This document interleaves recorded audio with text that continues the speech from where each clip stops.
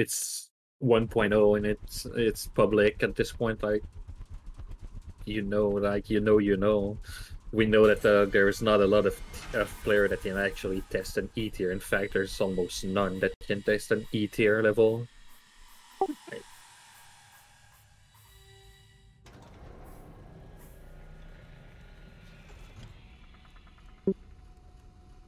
Because they don't want it to be balanced around veterans.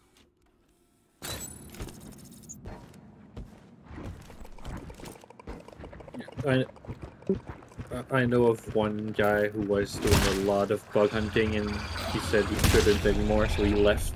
He even got a personal message from one of the 10 Chamber Originals dev that just said thank you for all the work you did for us. We really appreciate what you did.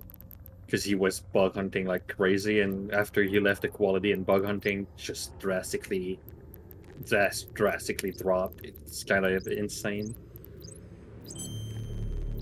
So what you're saying is that he pretty much stopped doing it, and then the bugs got worse because he he got no interest with where the game was heading. Basically, he did not enjoy how restrictive it was becoming, so he just decided, nope, this isn't for me anymore, and he moved on. He comes back once in a while to play a couple of maps because, like, you know, it's out of passion that he took so long into the game, but he is not ready to do any bug hunting anymore.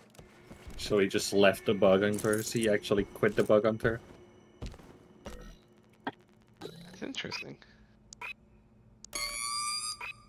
You see a lot of stuff. Like, I don't know if you played R1 and R2 at all. No, I don't think I ever did. So I went back to see those rundown because I joined an R4 extension. So about a year ago now I joined. Or almost 2 years now, actually. This was in 2020 R4. And yeah, the game was super smooth, but when I came back to R1 and R2, the game is extremely clunky. Like, reloading and everything. Like, the animation looks better than R4 and R5 for some reason, but the gameplay itself is extremely clunky. The guns are extremely clunky, everything is clunky. So you can see how well they progressed in the game, but you can also see what they regressed over time, like, which is kind of weird that some stuff regressed, basically. Yeah, I thought, for whatever reason, when I first picked up GTFO in the alpha stage, I thought I was playing R1. I found out when I was redoing R4 with the group, I actually started playing GTFO on Run 4.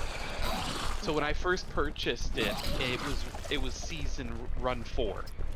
Because when I revisited it with Shadow and Lulu, I noticed right away, I'm like, this level's familiar. Oh, and this is familiar.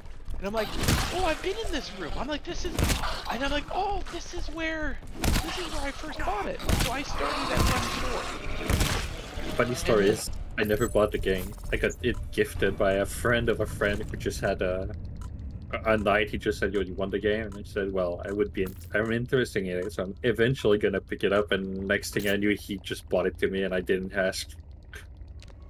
So I got the game for free. And he never regretted it because now he's seen my number of hours on Steam and he's like, yep, I never expected you to play this game for so long, so this was a valid bot. This was not a waste of money. That's awesome. You know what? I've actually, at one point, I wanted to reach out to the devs because I love this game. It's one of the best games I've ever played in the sense of strategy horror mixed with pew pew pew, you know. It's just a lot of fun. I enjoy it. And I have given away, I think, the total of 8 copies of this game to my community that have come out and watched me. Like, I'll hit a goal, and I'll be like, okay, I'm going to be giving out GTFO copies. And I would just give out copies, because I love the game so much. And I'm just like, I want people to play it. I want people to experience it. So, yeah, kind of glad that you... like, you were not maybe knowledgeable as much during R6, because I don't know if you noticed all of the desync issues that R6 had, especially near the end and the Oh yeah. beginning of R7. Like that was probably the buggiest time of the history of GTFO. But funny enough, that was the 1.0 release, so many people bought it thinking like that the game was finally polished, and what they got was something that was not at all polished and was the buggiest thing ever. So that was not a good look for the GTFO dev. Was that you said the beginning of R6? No, the end of R6. So the beginning of R6 was buggy. Yeah. Like on day one, we found out bugs. Like we basically found out a bug that was supposed to have been told to the dev by the bug hunters and fixed, but it was still present. We found out in the first like day,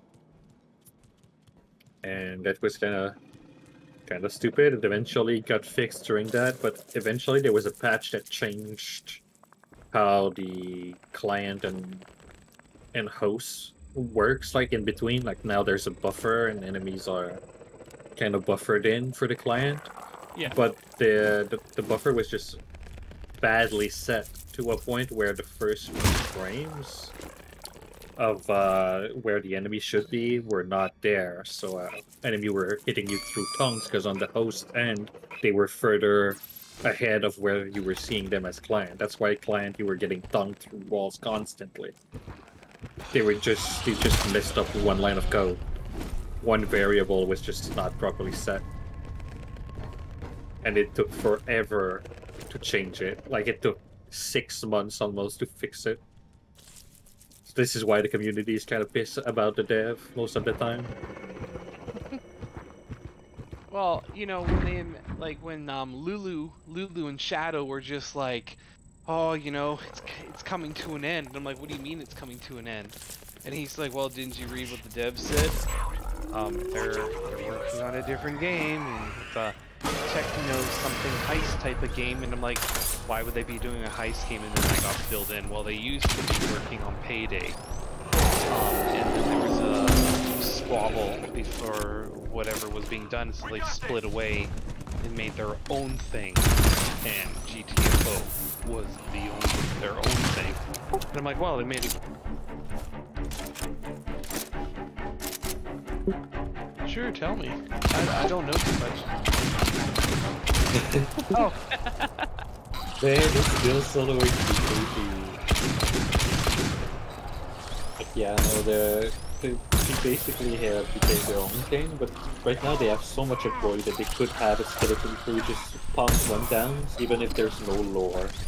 They could do that, but what is a red flag, in my opinion, is the fact that they are bringing old rundown already back.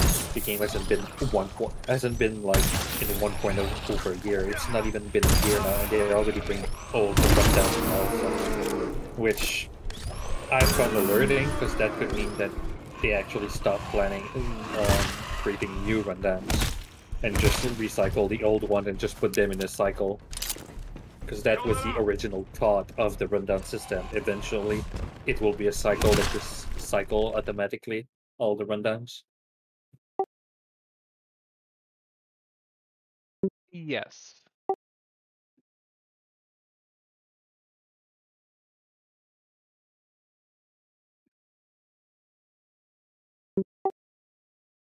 Yeah. Mm.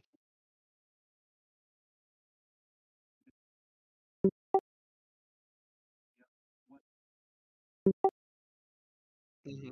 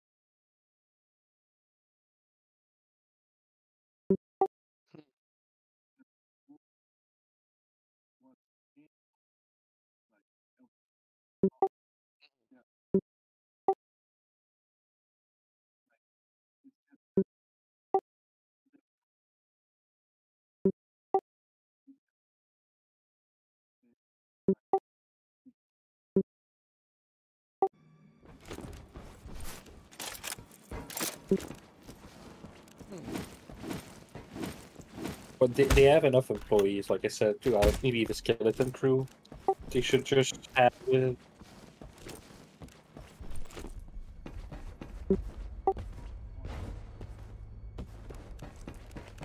could have easily like yeah they could have easily 10 people just working on GTFO and pumping new rundowns instead, and have the rest on the new projects. So it will depend how they manage their company now, since they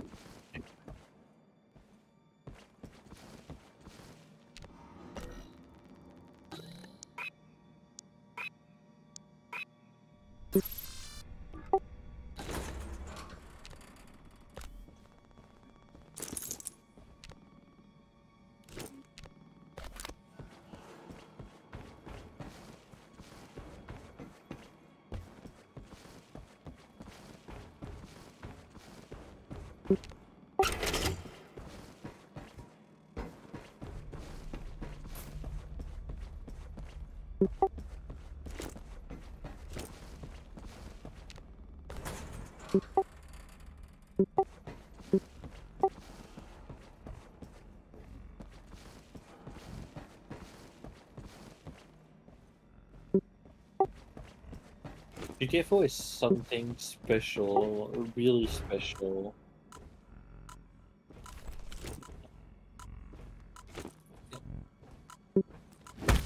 Well, I think it's fine. It's just right now they are pushing a little bit too much on gimmicks, which is why a lot of people are starting to get tired of R7. Because gimmicks get stale really quickly. I think you can. No, but I'm just thinking like a lot of people do not like C3 because they've replayed it so much that the beginning part is just a drag at this point, where you don't have any ammo and you cannot speed through it. So at some point you get the gimmick becomes stale. I don't know if you experience it because I saw that you got basically one clear of everything, hero. So hope I don't know if he's there.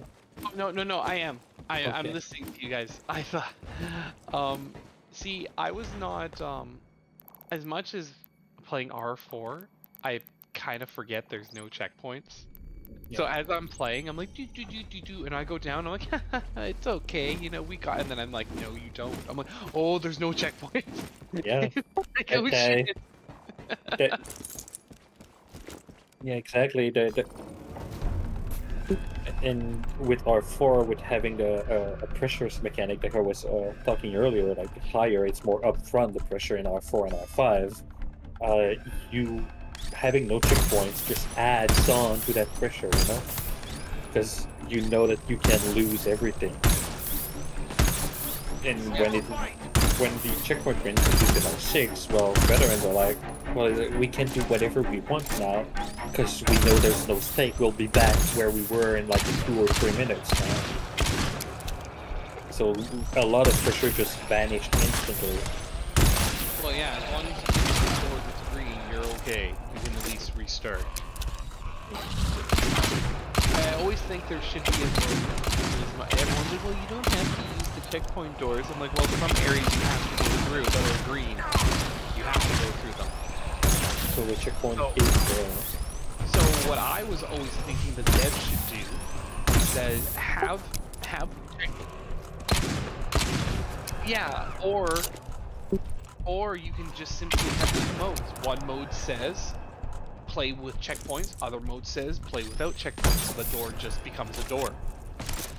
So it gives the option of bringing it back to the original, like, holy shit, there's no checkpoints, to the ability of new people being like, no, we'll play with checkpoints because we don't know what's going on. And really what you could do is, like, just the ending screen, like the expedition, like, leaders, instead of being black, it could be, like, crimson, you know, something like that, just to show which mode you're playing.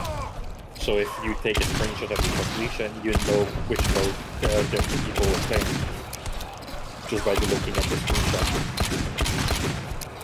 Yeah.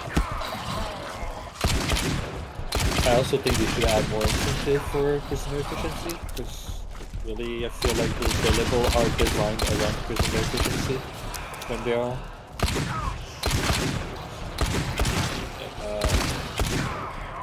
I still can't believe that the prisoner efficiency of R4, which were the testing rundown for optional objective, are still some of the best, even though it's really simple.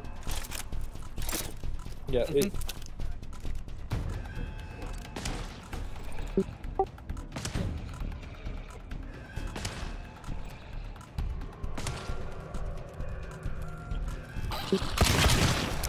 I don't know if you beat it B2 main only, but the level is completely different. It's a completely different state of the level. Just adding this one error wave of 3 enemy every like minute almost, which just changed. Yeah, 40 to a minute. I don't remember the exact timing, but it just changed the entirety of the level.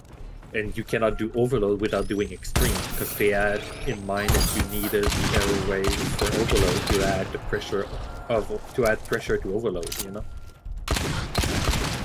So that's why I guess they thought of stuff. They really did thought of stuff back in R4, and now they think about stuff, but it just doesn't feel as high pressure anymore. The pressure is just not present as much anymore. They did try. I like that they tried like the Thunderdomes can, like the big room S1. That's really fun.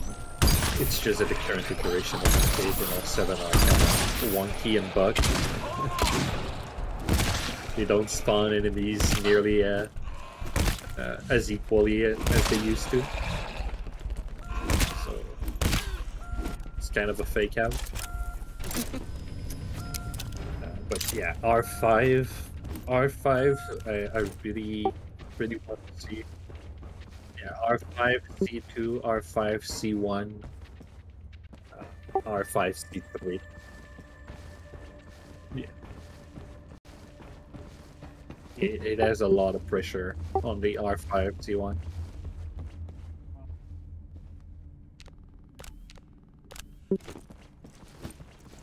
Hero.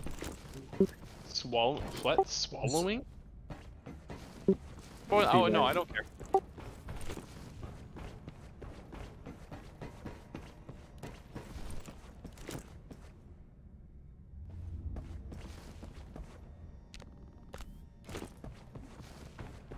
Or enemies, yeah, including a charger once in a while in that wave.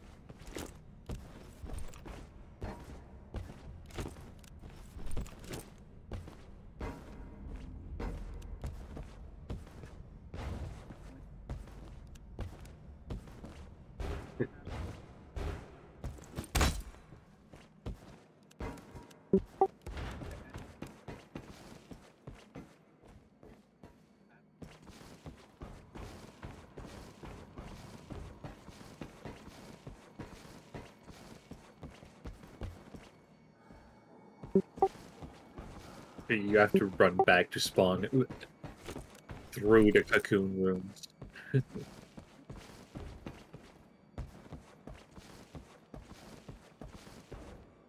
It is.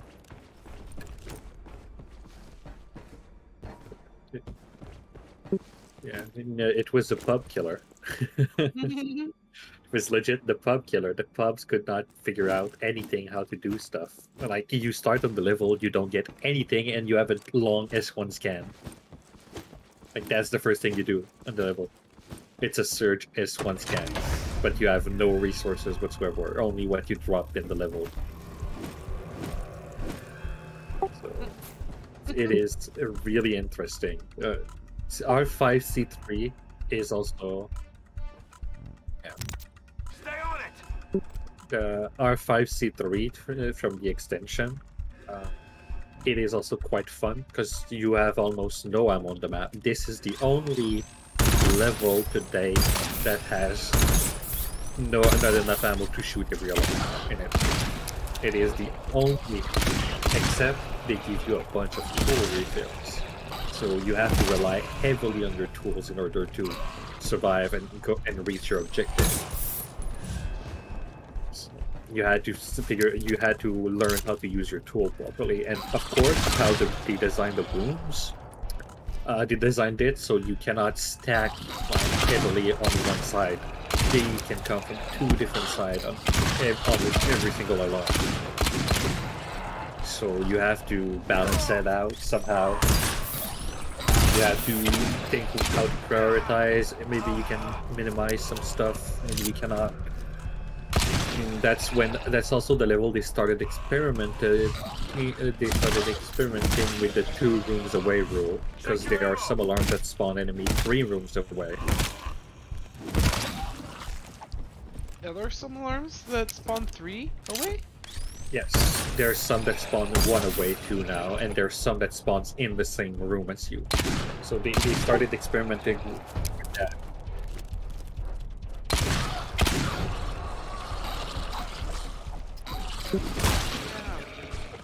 There's that, but in R6D1, you know the last scan before the boss fight in the big room, the enemies spawn in the same room as you. They do not spawn outside of the zone. They spawn in the same room as you, just a layer above you. So if you're on the bottom layer, they spawn on the middle layer. If you're on the middle layer, they will spawn on the top layer.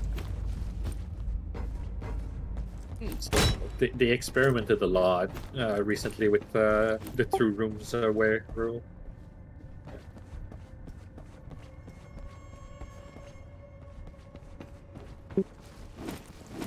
So we see that because we understand the basics of mechanic. Like, we've seen so much of the basic mechanic now that we don't think about it, so we get surprised when we see something not common, you know?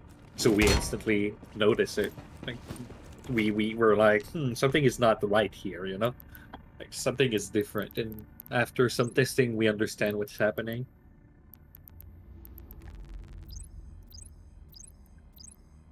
This is why I like the game. Like, experimenting. Like, you got the lucky person that basically taught you the game, right? Like, Yeah. you taught yourself for a bit, but after that, you started, you started doing that. Yeah, like Shift was the first person to walk in and just simply say, "Hey, do you need someone to play with?" Because I would.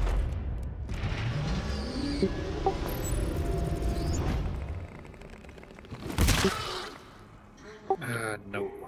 Sleepers. Oh.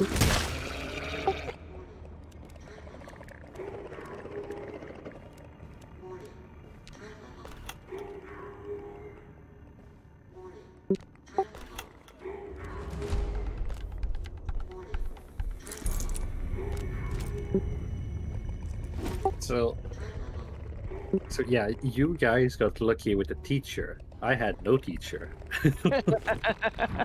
My teacher was the guy I was saying from the Bug Hunter. He was posting videos back then of soloing, and I just analyzed his point of view. Basically, that's how I understood. He deleted all of them, unfortunately. So yeah, he was soloing, so that's how I learned the game. I actually started learning the game because I was looking at his point of view and analyzing why this enemy did not wake up. And so I understood the gimmick, basically, by seeing somebody else applying them. But I never got anybody teaching me directly. And you can see some of those videos too. Like, I don't know if you know Professor Scalar. Must have heard the name at least.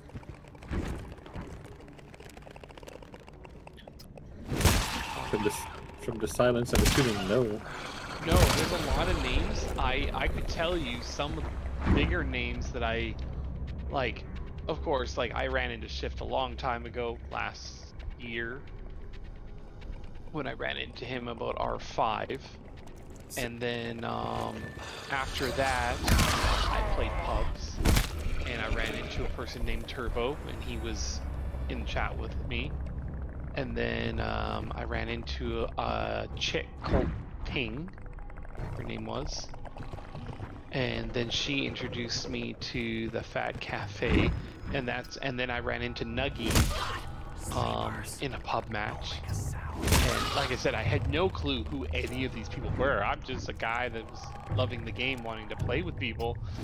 And then one of my friends, that's Gothic Kitty, that also played a lot of GTFO, pretty much said, "You got to play with Nuggy?" And I was just like, "Well, who the fuck is Nuggy?" And he's like, "Only like a guy that I've watched for the last 6 months play this game." Yeah, and I need to play more with Nugs too. yeah, she was just like, "You got to play." She was so funny. She said, "You got to play with the idol of GTFO that I've watched on stream, and you got to play with him in a random pub match." I'm like, I needed someone, and he showed up. I didn't know who he was. So later on, I ran into him again, and I chatted. I'm like, "Hey, man," and then I totally embarrassed my friend. I was like, "Hey, this is Kitty. She freaking adores you." She's like, "Oh my god, Hero, what the fuck?" And I'm like, "We would love to play with you." And he's like, "Yeah, I can play with you guys." He showed up, and she was just like giggly. She's like, "Oh, hi," you know. Well, you know this about the streamers, right? So people know more about the streamers, but funny enough, the biggest name in the community is Professor Killer. Oh, that seems familiar. He is the YouTuber, yeah, that makes the most guides and the most detailed guides on the game. Oh. He also basically has the dev also approached him to make the A1 guide and to make the YouTube GTFO guide. So if you go in the tutorial on the main channel and you do the command for the tutorial, it actually links you to videos of his. Don't need to draw attention to ourselves. And yeah, I met the guy in random pubs in R4. And yeah, Professor's Killer, Guide Daddy. We have memed this forever. Yeah. He kind of has accepted it at this point, but the man is really good. He should be giving his R7D2 guide for pubs who are still struggling soon. He was editing last night, so I'm guessing he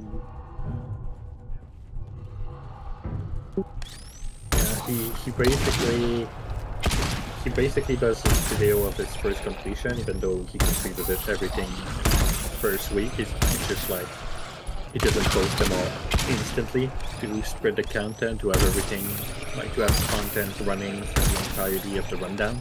Yeah.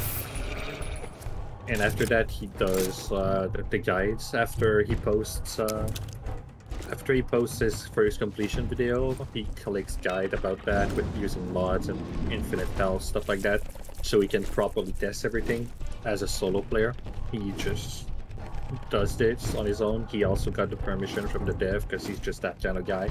He legit just went to the dev and say, "Yo, is it okay if I use these kinds of mods for my guys just to like collect guide info, have a proper map, you know?" Like, because he explored the map instantly. He also collect the lore to make his lore videos. He does all of that at the same time, you know? So finding people that are willing to spend like 3-4 hours in one level, that's not gonna fly. No. So yeah, he got the permission for that, and he does all of that basically. He is quite busy, and when he is not busy, he plays some other game, but he also jumps in pubs. He also loves to jump in pubs and just play with people.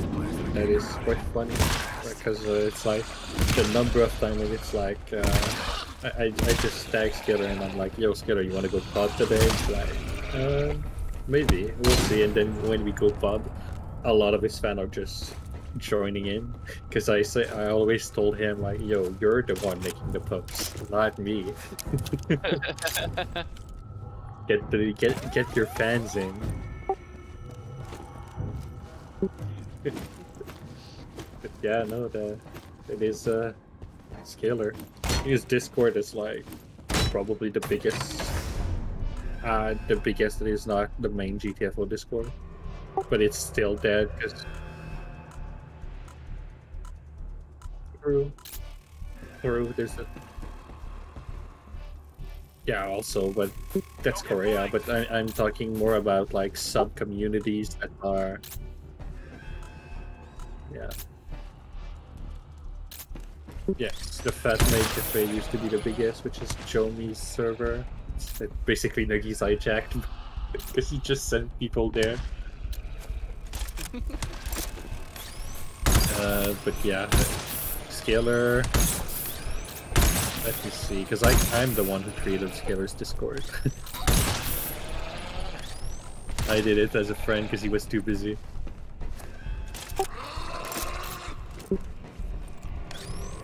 We are sitting currently at over 600 people. So there's just...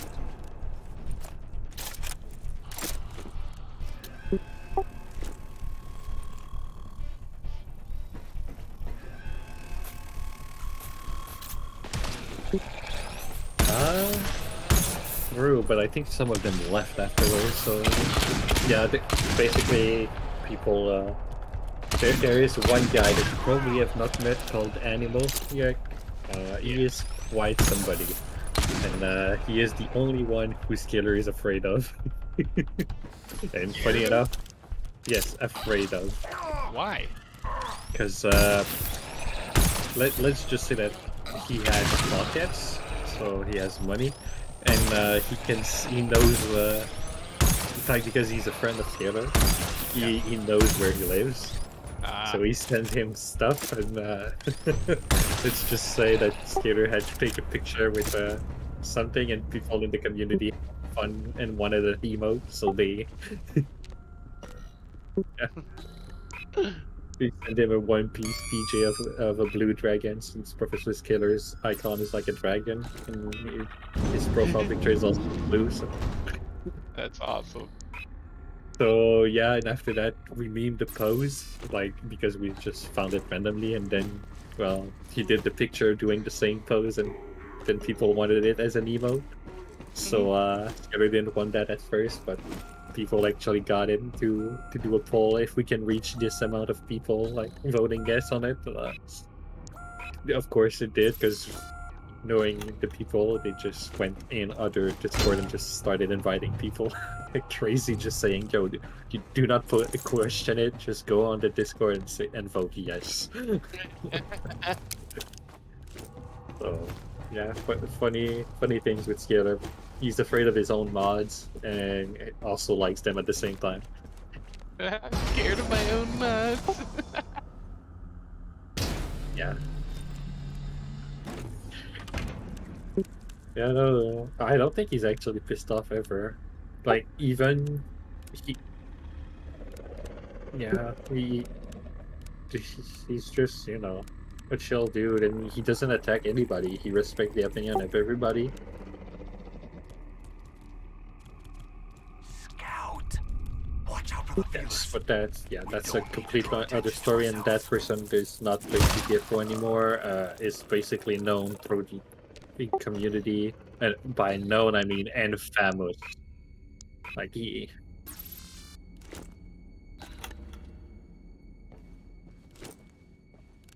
yes, I've never played with the guy, and because Skater got fed up at some point after many months of playing with him and just being annoyed at that point, he eventually blocked him because it was just getting ridiculous, and it was never his fault. Yes, and pretty much like he was going for after Skater because Skater was, like, you know, the big GTFO player, like the big name in the community.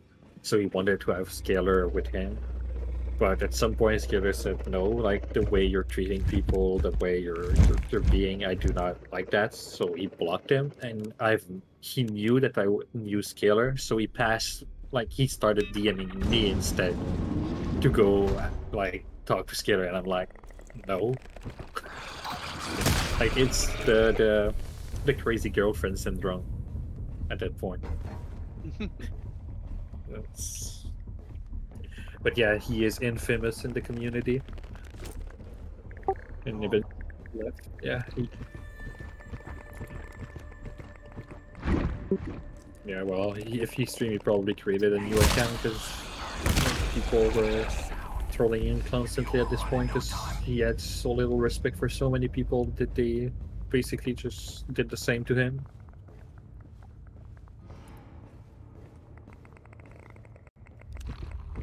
It was quite something. Yeah, Yeah. I've said for so many streams now, I said I love the GTFO community. You know, you do get your own fair of, I call them, they're tryhards that aren't really good. Yes. So they get mad when people start falling, but it's clearly not their fault, right? It's just like, one time one guy was so pissed off, and I don't blame him. I'm open to pubs. Is not a problem, but when you have pubs and then you have a guy that joins, and sure, if you don't have a VC, fine, that's fine. But then you have him completely non-responsive, and he's just standing there, and then you tell him to go do something, and then he doesn't respond, and then he suddenly starts following you, and you're just saying to yourself, like, what are you doing? Like, this isn't gonna work. So this one guy was getting really upset that was also with us, and suddenly he just left, and he made his own lobby. This was probably the best. I sat there in the Discord of GTFO, and I saw him. I'm like, oh, he made a new lobby, and then I waited for the LFG, and it popped up and it said, looking for professional GTFO players trying to beat C3. And when he was waiting, that same guy that I was had with that wasn't talking and wasn't playing properly joined his voice chat. And I just was laughing. I'm like, ooh, buddy. I'm like, he's gonna collapse this. And then sure enough, suddenly the VC just collapsed. And I was just, I was laughing. He posted, I'm professionals only. I was like, come on, man. Yeah. Well. No. Yeah. There's also the toxic player. I've actually I know about a toxic player that banned a couple of friends I have, and me included. But the moment that we joined the same lobby as he does, he just realized that we are people that he blocked, so he basically leaves the channel. He leaves the VC completely. He doesn't want to have anything to do with us. But it's like, okay, we don't even know what we made, what we did to actually piss him off. But apparently we pissed him off some way or someone. I know about one of them that actually told him that he was bad, like legit bad. But that's because he's toxic, and if something goes wrong, he will actually try to wipe the team without telling it. Like he'll just start an alarm, just go start an alarm even though somebody's down. Like, he just tries to wipe, and that's just toxic mentality, basically, forcing like his stuff on people.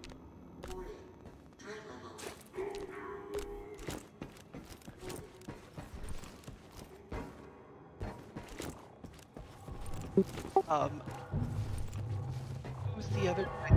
Link Doctor. Linkender? Link Doc. He one time, and this tells you the skill level of people. Like, I jumped in, I said to Link, I said, hey, do you want to come play with me on stream? And he's like, yeah, sure. He's like, can I bring two of my friends? I'm like, yeah, absolutely. So he brings his two of his friends, and he's just like, okay, what level do you want to do? I'm like, I don't know. let's do D4, right? So we hop into D4 and we're doing the run, and he's like, and I said, do you guys want to make this harder? And they instantly said to me, well, how can we make this harder? I'm like, well, there's many ways we can do, but I'm like, but we got to make it just spicier. What could we do? And then suddenly they looked and we say, we trigger every single scout without hesitation. And I said, okay, that seems like a good plan. And I was actually laughing that the group of 4 of us that was experienced, we rolled through D4 one try like it was nothing. We just ran through it all, triggered every single scout, contained every wave, and then we finished the run, and I just sat there going like, so that's what it feels like to have very confident players. like you just, it didn't matter what the level was, it didn't matter the situation. Most people had everything under control. And that was when I was like, so then I asked Link. I was watching him one time, and he was just kind of talking to this team, and he was acting like he was brand new. Yeah, he is the master troll of this community. Do not worry about it. He does this constantly. I know, and I was just like, Link, why are you pretending that you're like super good at the game? I mean, super shitty at the game. He's like, he's like, I'm just, you know, undercover. Just you're undercover. And he's like, yeah, I'm undercover. He's like, and it was just hilarious to watch him do this. And I'm like, he said, depending on the asshole, sometimes I will make them fail. I was like, what?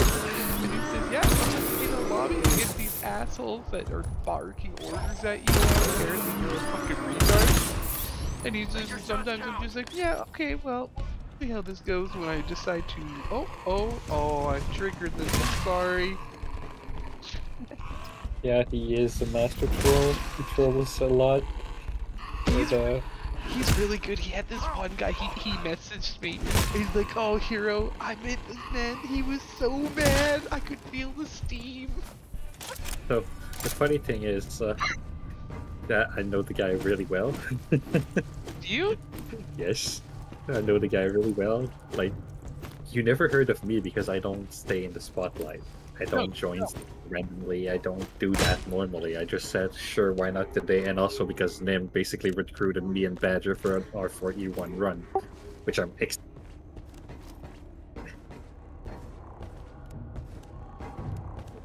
yeah, but she wanted to do it another one after because she wanted to see our skill level, you know? That's what she said. Like, through like, the speedrun, the speedrun run of R4E1 is kind of funny, you know? You kill the first tank instantly and you just go after that. Make every shot count.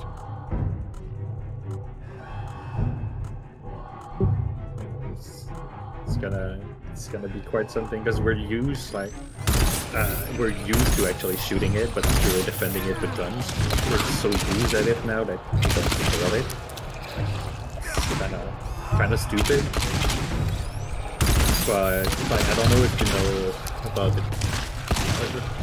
They're known as toxic, right? Robert, Justin, and Peter, they're all known as toxic. I don't know if you know those names. Probably seen them around. Which names? Robert, Peter, and Justin. Well, Justin, you cannot see him in the main Discord because he's banned for toxicity. But they're extremely toxic, but they are probably the best player of GTFO in terms of shooting. Like, they might be the best shooters in GTFO. Those two. They're just so toxic. I play with them a lot. I know them. They're just true to themselves. Like if they see, yeah, and also it's like they clearly they call out people on what they are and they flame them for like hiding what they really want to do. Like some people trying to boost their ego and they'll just flame them basically because they know that they don't have the skill to pull it off or just they call out some stupid things, but they enter drama often.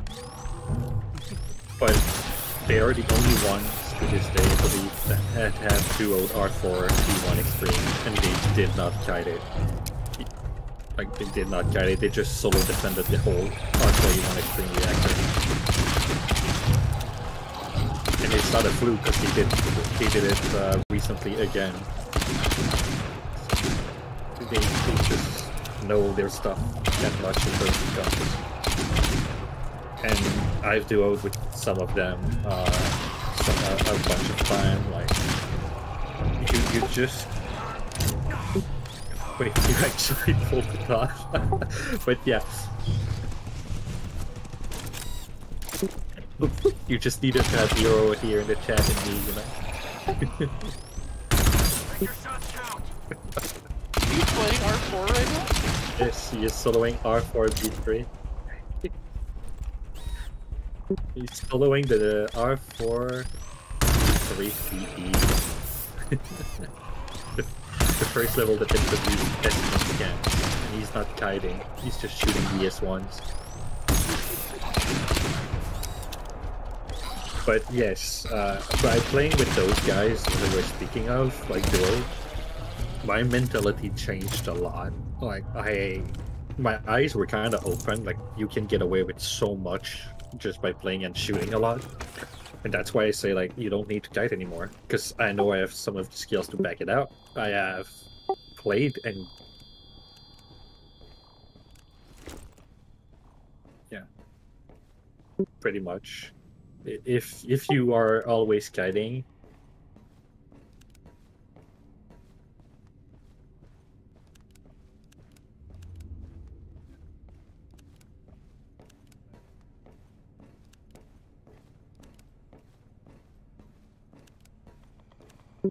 they choose a kiting way out often, which, funny enough, slows down the game a lot, because, like, instead of taking an hour for a level, you might take almost 2 hours because of that, you know?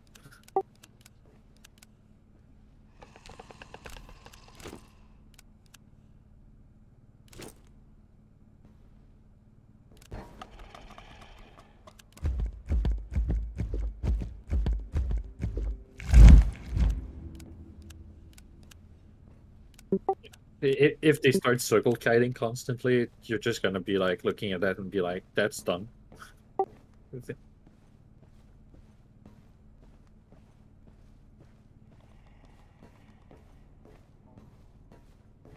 Yeah.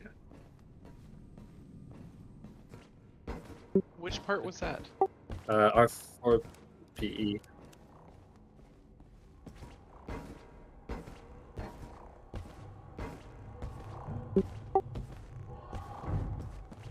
A class 6 and a class 4 blood door, like the blood door in Overload. Yeah, there's the pubs back then used to circle kite all of that. Like, they were putting everything, they were doing the team scan, and then they were just going out and just circle kiting it while 3 people was doing like the scans. But there's nothing happening.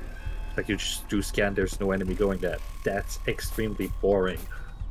So we're kind of somewhat glad that you guys did not go for that, because that's not playing the level. Like, you don't experience the level. You did kite it inside of the room with the hammer, but you're supposed to, like, reposition yourself often in that room because of how the layout is run. Yeah. Now, it's possible to shoot it with minimum kiting at all in the big room too. I know, because funny enough, I did it earlier today as a duo. We're only 2 players.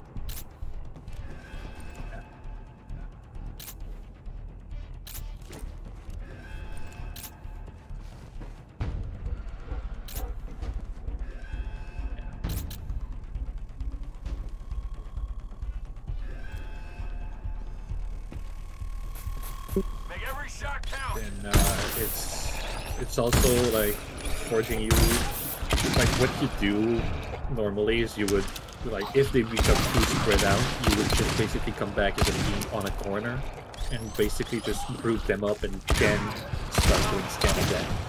So this is a repositioning that you can do, and you can just start shooting them up while doing scans after that, you know?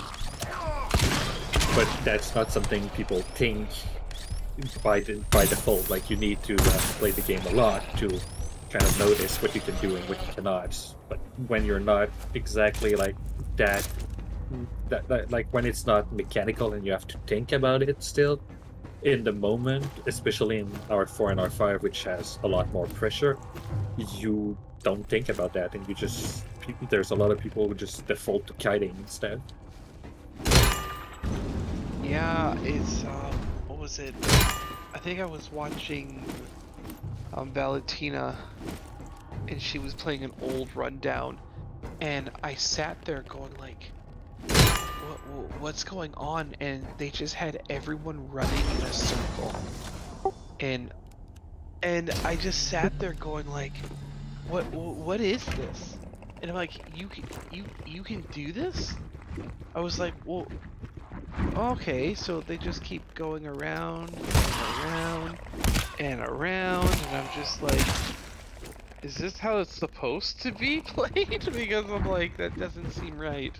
And this is so circle kiting became a thing, like became known at the end of Rundown 3, but it was not used by pubs at that point.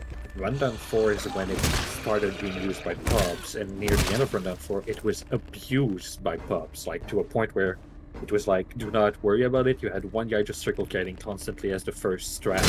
But it was not even a backup plan, it was first strat. So there was nothing. So to that, the dev decided to reply with Rundown 5 by adding respawn rooms. So you couldn't long kite as much, but circle kiting became more powerful because of that. So more people jumped into the circle kiting bandwagon. And now in R6 there's stamina, and now people are like, kiting is dead, when in reality, stamina doesn't change anything. It's just another resource, basically. It just resources how much you can run. But kiting is still present into the game.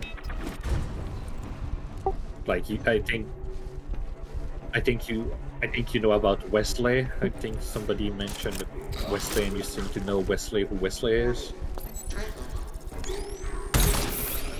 Wesley, yeah, the guy that people hail as the king of GTFO because he kites everything. No, kiting to me is, I don't even know if I'm kiting sometimes, because I just kind of mimic what people have told me. And to be honest with you, I don't even feel like I go faster. Other than Rundown 4. Rundown 4, I pretty much use the same strategy I did before. Instead of going around a sleeper, if there's sleepers in front of me, I try going through them. Just because the odds are the tongue is most likely, there's a like so many % chance it's gonna not get me, versus if I try going around. If I try going around, it's gonna hit me. So, if I go through. Funny enough, you can dodge sleepers just by walking. Like, like, just imagine there's a sleeper in front of you, like maybe 4 meters in front of you. If you do 5 steps towards the left while doing a half circle, it will miss you, like something like that. I did not give you exactly the exact number there, but you can just do that, and that's the basic principle of circle kiting. But dodging enemies like that is still present in the game right now, even to this day. And that's how we just manage to dodge so much. So even if there's 4 tongues coming at us, you can manage to dodge all of them if you use your positioning and movement properly. And when you combine that with running, just doing stuff, well, you can last a long time, but you can see the issue when there's infinite stamina.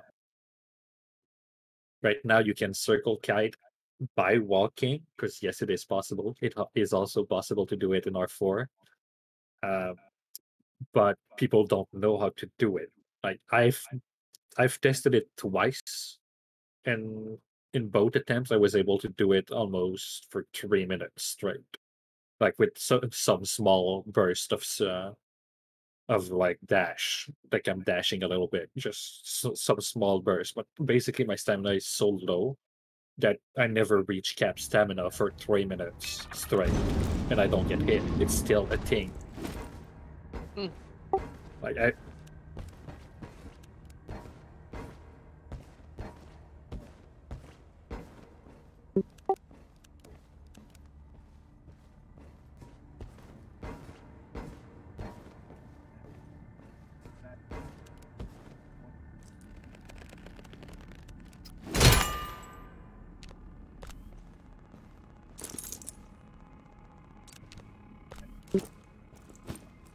think the stamina is more so that people with basic skills or just brain dead players basically couldn't do it anymore. So it's fixed in their eyes, but the veterans, for them, it doesn't change anything. It's just another restriction on top of the melee restriction and the bunny hop restriction, and it just slows down the veterans. But what the veterans basically do is like, we warn you, if you slow us down, then new players that plays with us, or just pubs play with us, will just panic more overall because the music's always going to be active. And that's the case right now. If you play with like a veteran, you notice the music is almost always active because he's just speed clearing at the fastest way he can right now. Even when he needs to be stealthy.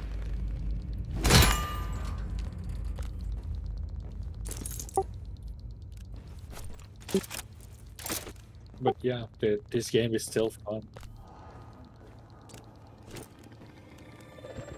Exactly. Same here.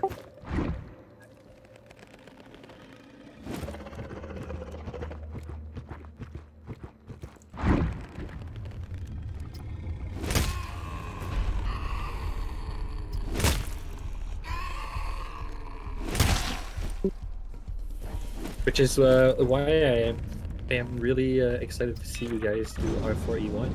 Maybe at that point you'll be like, maybe we should try without kiting at least. Like, I highly encourage you to try it without kiting.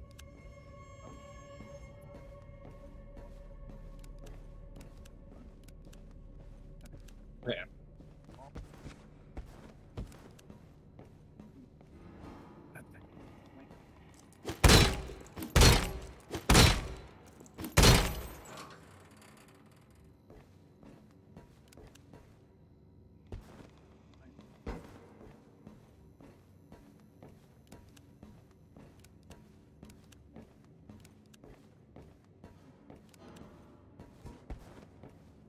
You have not dealt with any.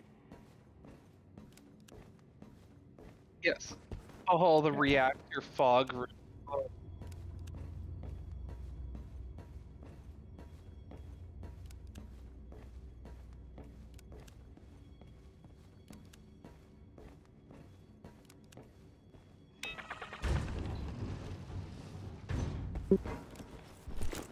Yeah, you're splitting up, and basically, if one team dies, it's basically the run's over most of the time, and especially in R4E1. The reactor in R4E1 is extremely brutal because of one simple thing.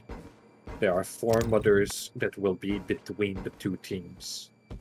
And if you wake that up, it's pretty much GG, unless you cheese it. Yes, that's the...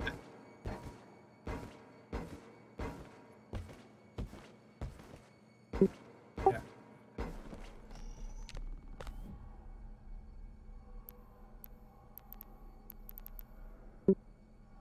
Steve.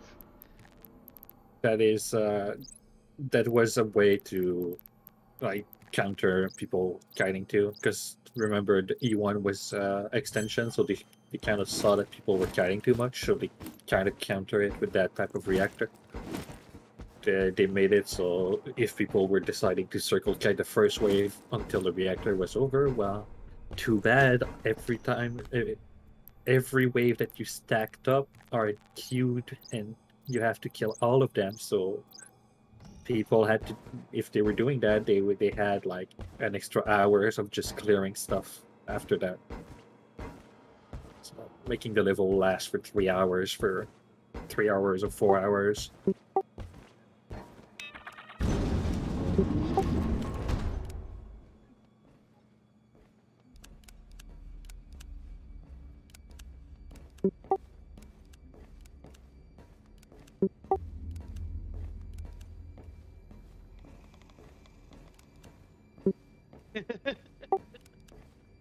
Yeah.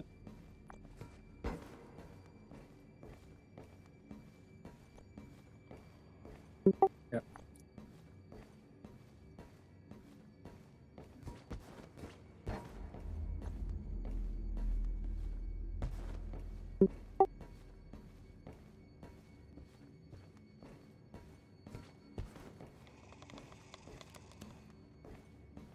It's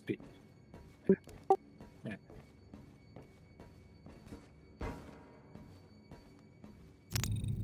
Because you're on the scan at that point, you're already on the extraction. It's just to apply pressure on the extraction.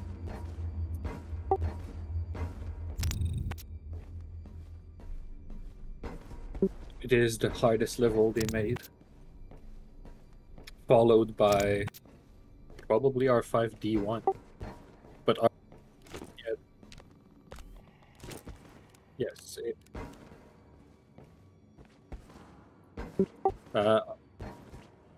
R5D1 is probably the level that has the most tame pressure, but the pressure is still there. You just don't notice it. You notice it the more you go in. Yes.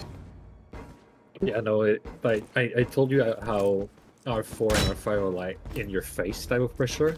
Well, R5D1, it's the opposite. It's like a stealth pressure, and you don't notice it. Like you will fuck up a couple of times, but if you fuck up too much, doing the extreme portion will make you unable to actually finish the level. Like you will probably wipe after that unless you cheese it. And that's just because of how punishing the level is near the end. So it is an extremely punishing level, and the pressure comes from the punishment itself and not the level. But the level is still fairly hard too. Stay on it. Yeah, I really enjoying R4. Actually, enjoyable because it is challenging. It's I find the hardest thing for me is the weapon choices. I feel like I'm so limited. Like here you go, and I'm like, oh. And they probably have not told you, but shotguns in R4 and R5 are kind of bugged. They're kind of bugged because they kill the frames of your teammate if you spam them too much. The pump shotgun is the least, and the choke mod are the least like affecting teammates. But the combat shotgun, that thing will kill frames instantly to everyone near you. Yes. The auto sentry can also kill the frames, especially on E1. So there's a lot of people who... Yes. Yes. Which, of course, that's when the pubs were using the auto sentry for that surge alarm. So a lot of people were running extremely low frames during that alarm. It's probably the best tool in R4, the sniper sentry, funny enough.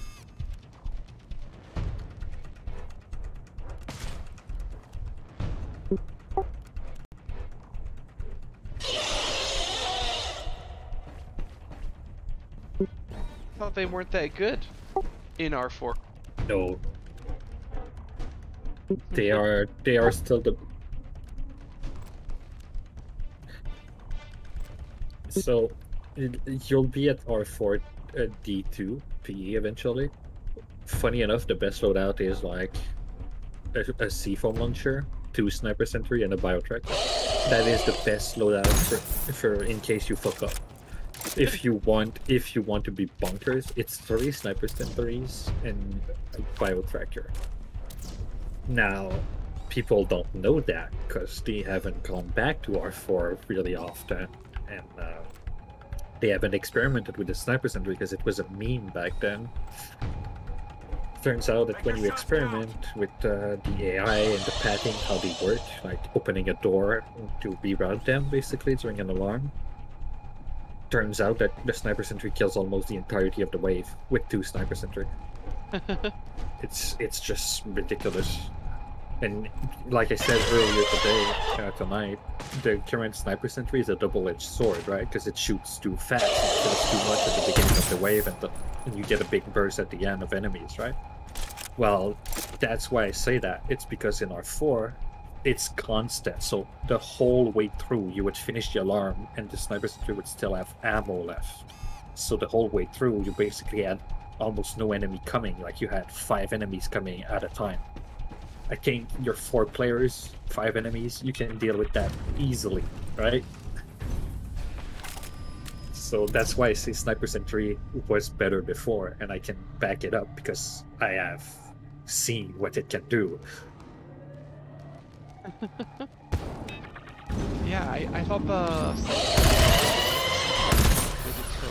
R7 made The Sniper Sentry is the best sentry in R4, R5, R6 pre-Burst Sentry patch. The Burst Sentry, when it got buff in R6, became better. And in R7, the Sniper Sentry is better in most situations because of how the level is designed.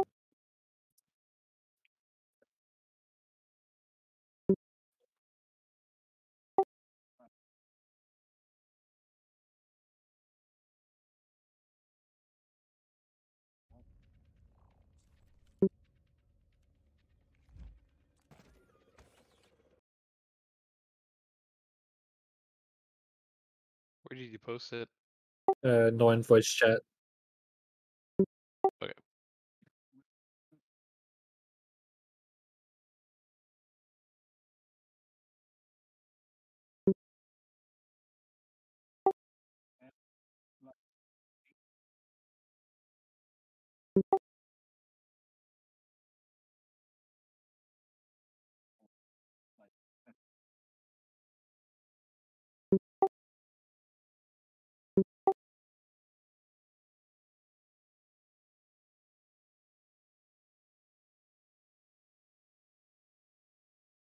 More than that.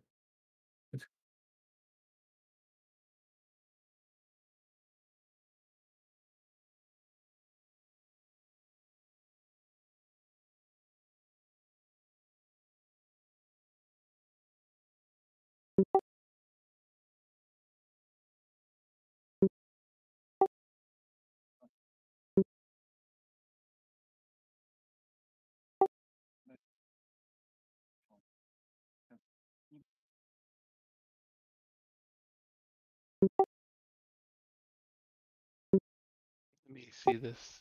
Which one is this? R6? Or is this just... It's R5. Yeah, they did not change it between R4 and R5. So, Sniper Sentry is busted and has always been busted since it's first released. It's just people were relying too much on Seafoam and Mine back then in Auto Sentry to stagger the waves. As for the auto control is better. It will either take... Either a giant will die in 1 hit or die in 3 hits, pretty much, depending on where the sniper lands. Yeah. Depending on your positioning of your sentry.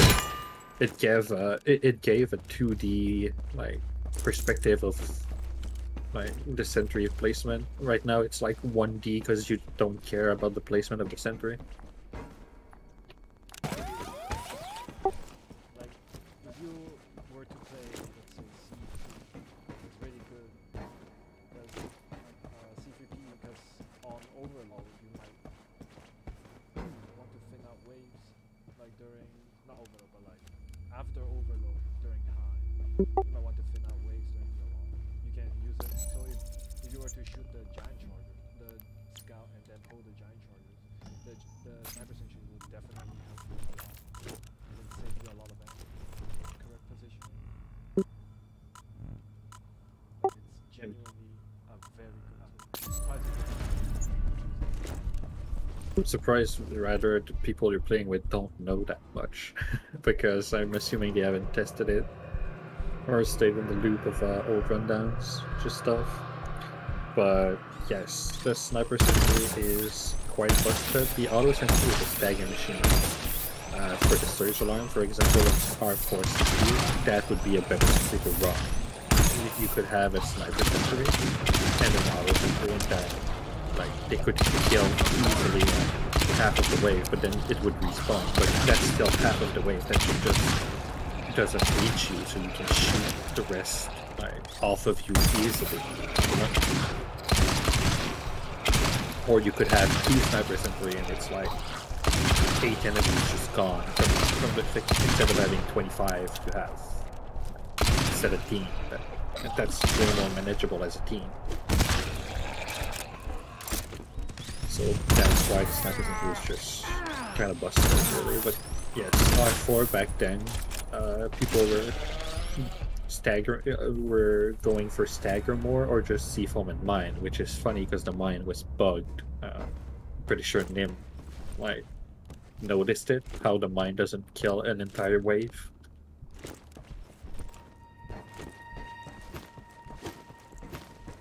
I think ever since R7 came out, I've sat there when I tried the shotgun turret, and I said to myself, yeah, Go back to you have the opportunity to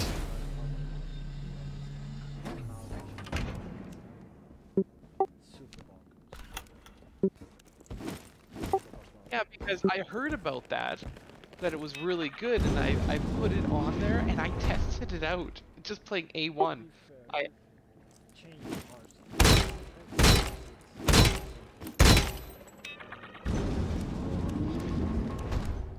Is why Badger speaking too quickly. Let the man finish, my dude. Go ahead, hero. What you were gonna say? No, I was just saying that when I tested it out, I said, okay, this is called a shotgun turret. So, you know, let's see how it is. And I figured out two things about it. First of all, it detects just like an auto turret or a burst turret or a sniper turret from the same range.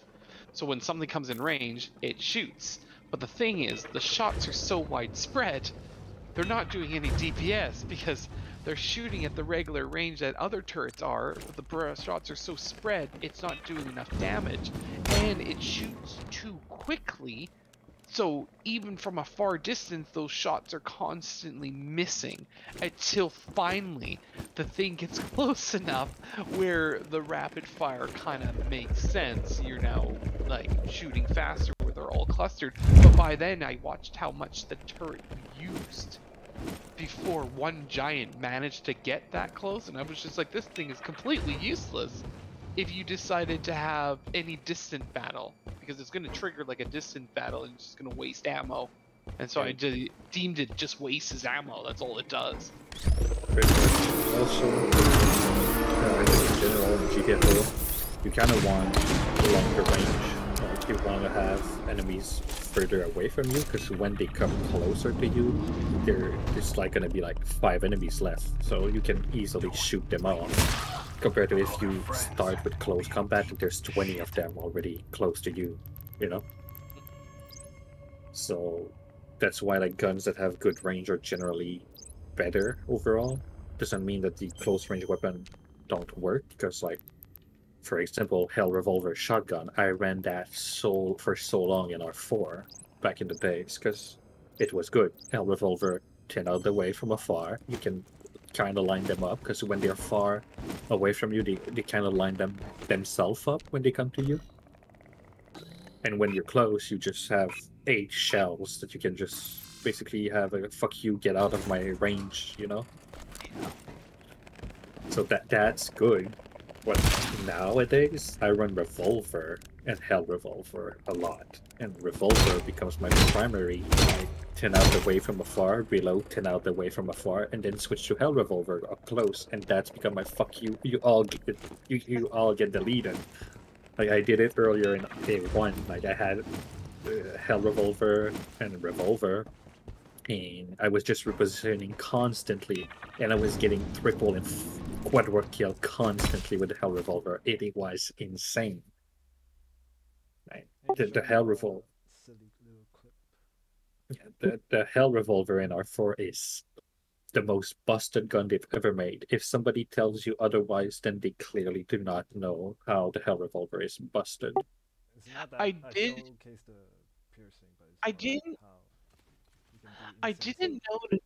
I don't think I noticed too much because I tried it out in our. Okay, so I saw Nuggy use it all the time, and I said, okay, well I'll try it because I used to do the pistol, and then I used the Hell Revolver, and I fucking just couldn't figure out how to aim it and hit someone with it properly versus the 15 clip pistol that I was using.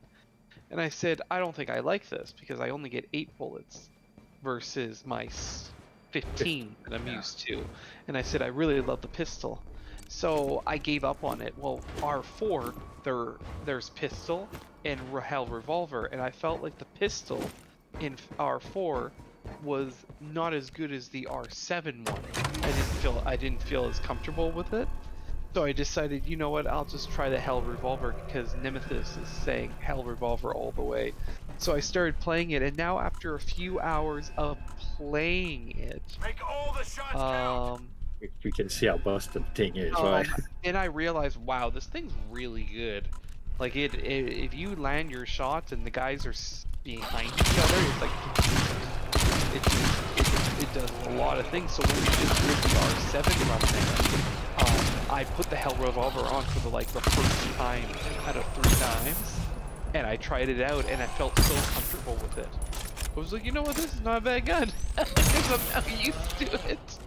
Exactly, like it's exactly that. Also, the R4 pistol was solid, but the pistol got extremely buffed in R5, like a major buff. Like we're talking like almost completely different gun from that one.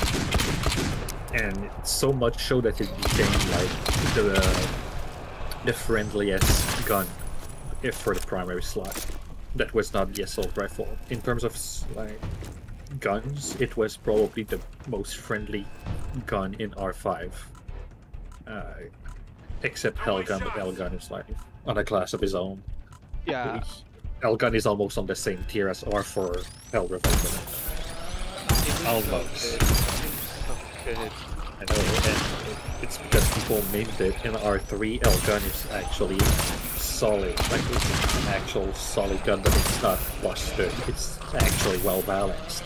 People memed it and they buffed it because people.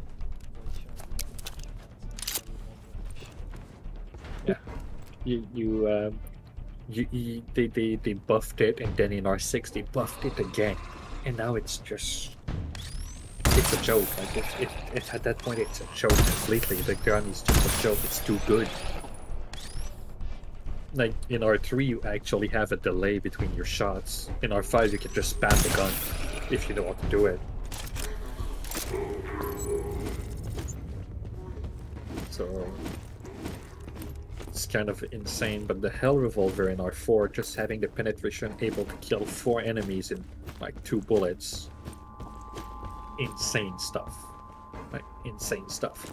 And when you combine it with other players using it, you have spawn cap in front of you, just go find a tight hallways and just Hell Revolver.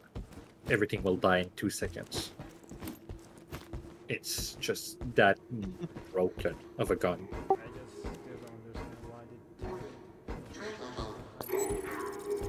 If anything, if they tried to roll that, like it's still good, yes, but it won't be as power as the gun. I think that's why they went with Hell Shotgun for R7, because Hell Shotgun is extremely powerful, but it has the range of the combat shotgun. They basically took the combat shotgun and made it into a primary, and added the Hell effect on it. But the point, you have to be point blank basically to do damage with it, so it became a stagger machine that penetrates through enemies. That's why it can hold off an entire wave. Because that was the point of the combat shotgun as a special before, but now it's the Hell Shotgun that has this ability.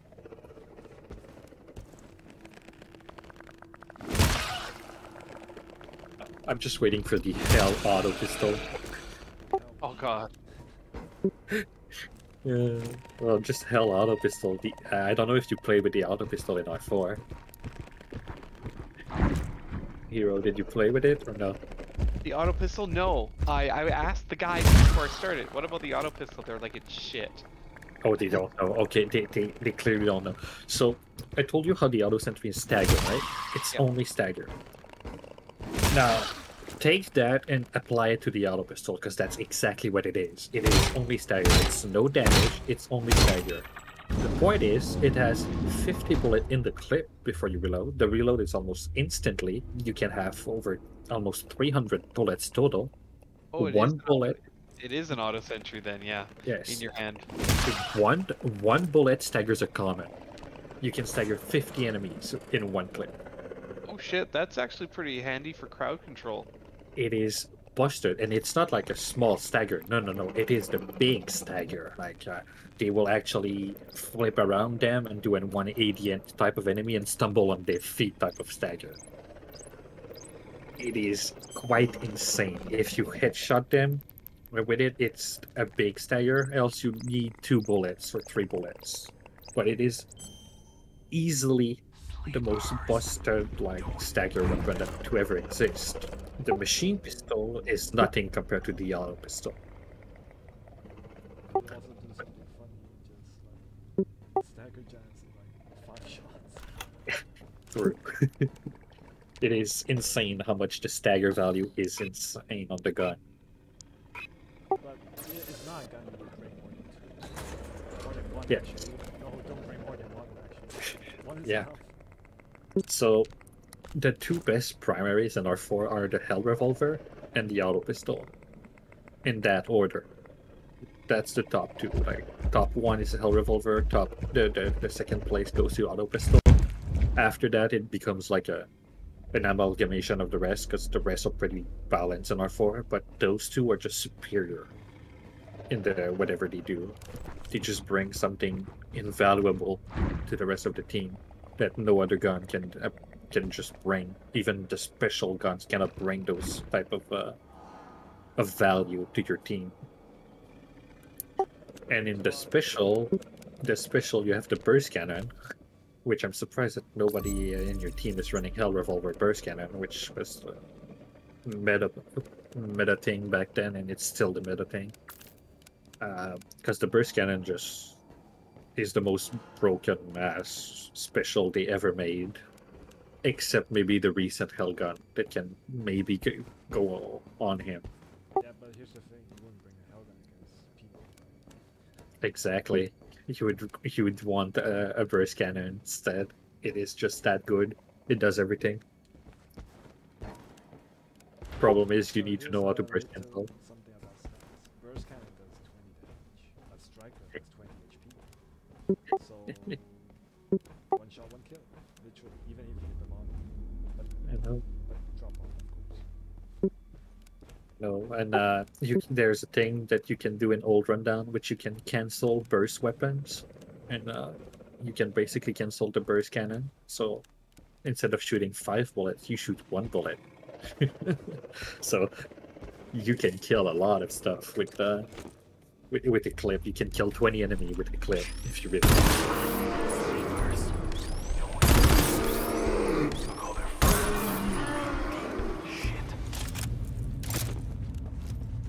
Now you want me? Now I want to try the auto pistol, just to see It's how it responds. funny enough, it is actually a good thing in C3. If your team say no, then they don't know. But because they say that the charger alarm is brutal, if you have an auto pistol, you can be defending and you can stagger them, letting your teammate who's defending with you just one-shot them. Especially since Neon seems to enjoy the choke mod. The choke mod is made for the defender role in that level. It was legit made to kill charger in 1 hit, compared to the normal palm shotgun.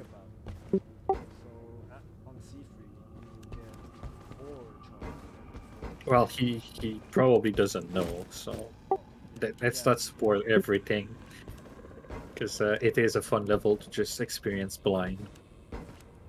But yes, if with the information I gave you as a defender, the auto pistol is probably the best like support to your other defender who can just one-shot them after. That's It's- actually really interesting. I was wondering why the auto pistol was there. There's got to be something for this thing. I remember though using it at one point, and I did think it was trash because it doesn't do DPS. Yep. This thing fucking sucks. It doesn't do any DPS. Not understanding that in the game you need just staggering tools. Sometimes. Sometimes. Now the guns are... Cancel, Yeah, the gun right now are all DPS based, and we can see on R7 how every gun kills, so it doesn't matter anymore or which gun you take, right? So, but back then it did matter a lot.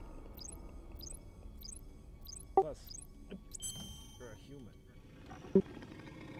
You will What miss is shot. actually is a key and the access point.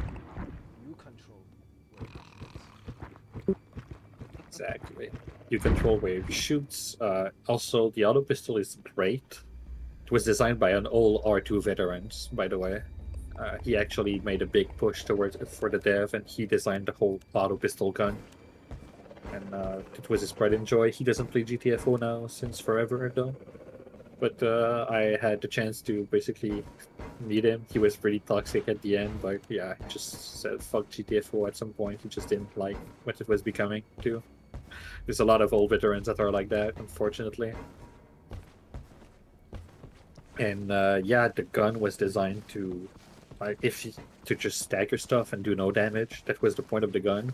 But also for people who are bad at shooting, just in general, you know, because you have so much bullet into the clip, you basically still have value to your team because you're staggering. You don't need to land every shot. You can miss half of them, but you still have the potential to at least stagger half of the wave, you know? You don't empty up a clip of auto pistol in an enemy. Instead, you do some small bursts on each enemy to stagger them.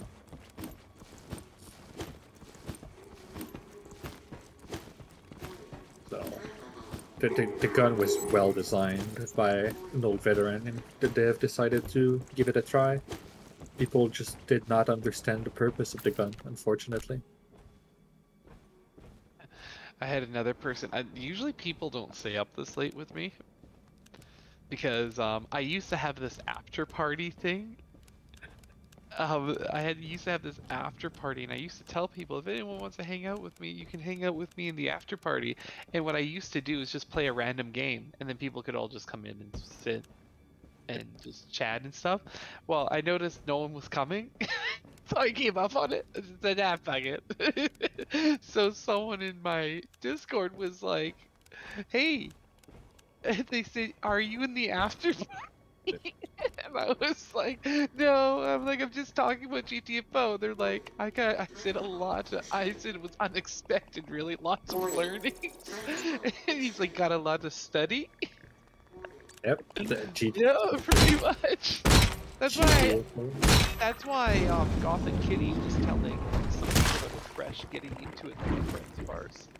And she pretty much just flat out said GTFO is a hard enough game where you need to practice how to play the game. You don't just go into the game and say, oh, I'm just gonna pew pew pew everything without thinking ahead. How much ammo are you going to need for the next area? What's your strategy? What you're going to do, what tools do you have? She's like, there was all these things. How fast are you in terminals? Do you know what to input? Do you know what to do in an error alarm? Do you know what? And she says, a lot of people get so discouraged because it is extremely difficult if you don't know these things. Unless someone actually is guiding you, being like, oh, this is what we do next.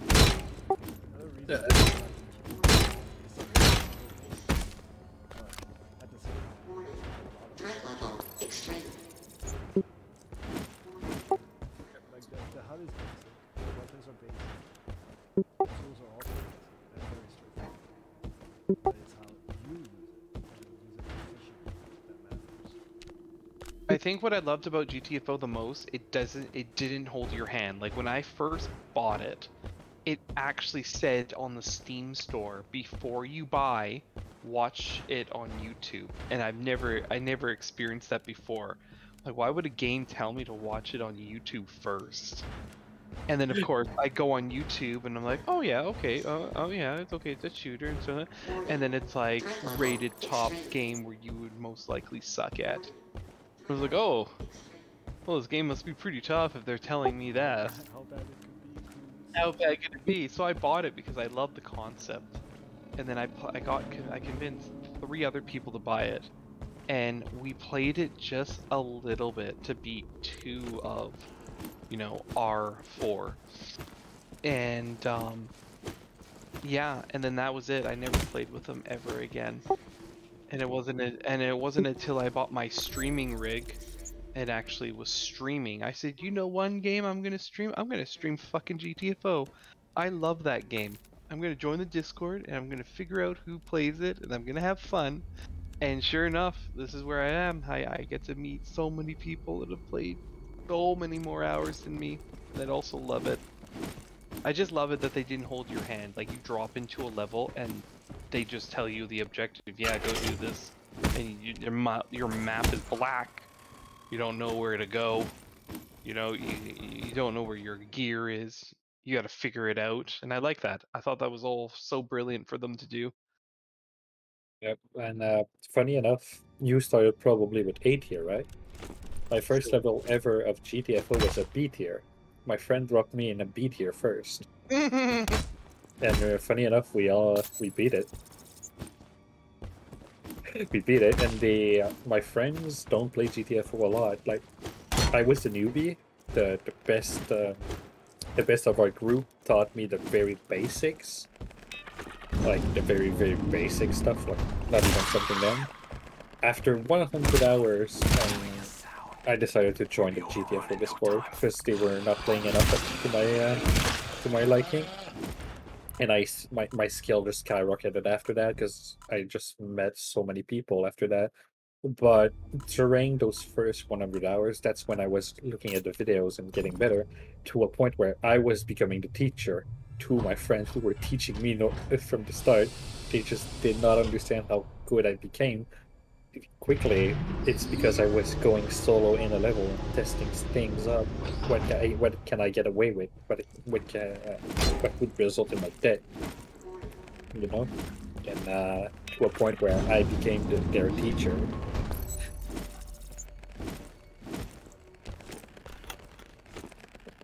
That is. No, yeah, and that's the fun thing going into GTFO and just experimenting. And that's what I did one time. We weren't gonna do E. I asked the guys that I was playing with today, and I said, so can you foam Pablo in E1? And they said, well, no. If you dump a whole thing on him, it doesn't do anything. And I'm like, Or they were just saying that people have tried, but it didn't really work. So I went in there and I just grabbed the foam gun and I did little tests. And I said, okay, well, they claim that it doesn't stick to them. So I said, so I'm assuming the same way as other things, steps in it, it acts as a thing. So what I did was I grabbed a whole bunch of foam and I foamed the floor that he was walking on, and sure enough, he froze. And I actually told Lulu, I said, hey, it works. I'm like, you can freeze him. It doesn't do well at all shooting it at him, it bounces. But if you shoot his feet, it will actually normal someone walking over it, and it will freeze him for 5 seconds. And then he'll break out of it. But I said it does, but it is confirmed. I'm like, you can slow him down by foaming.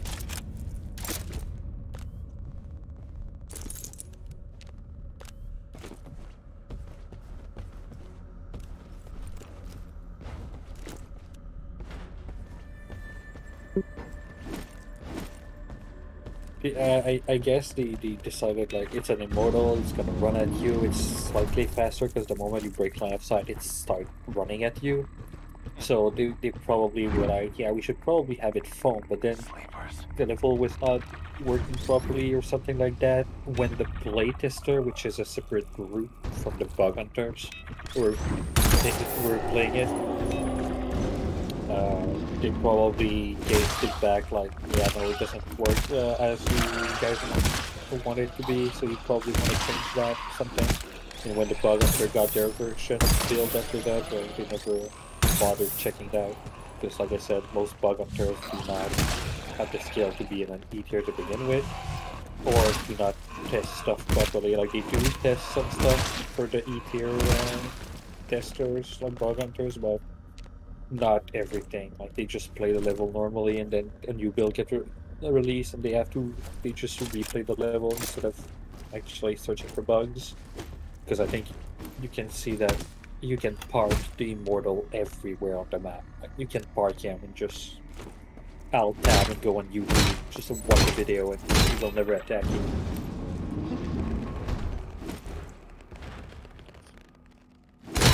Wait, Soviet, where are you in the world? Hong Kong.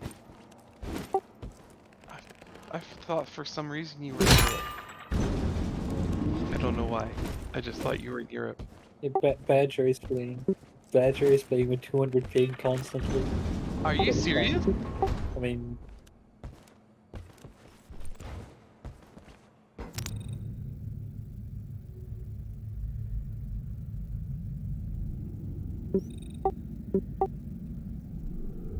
I met one guy the guy I mentioned that cheated, he was from Korea.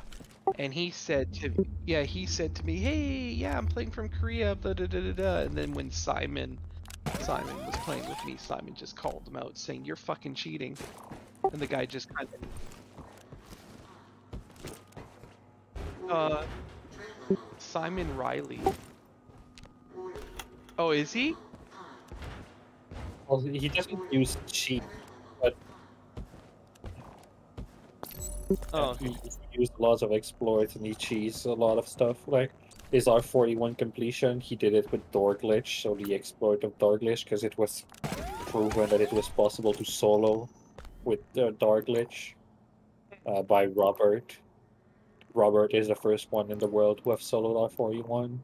People claim to have done it before, but they don't have any proof. But he is the first one. Yeah, he's the first one to have the footage, and then Wesley did it because he didn't believe that it was that easy. When Wesley was trying to do something really like to solo it, Robert popped in his stream and he said, "Yo, why don't you just do this? It's gonna take like less than 2 hours, something like that, to figure it out." And Wesley just dismissed it, and Robert in the same night just beat R41, something that Wesley has been trying for over like months on end.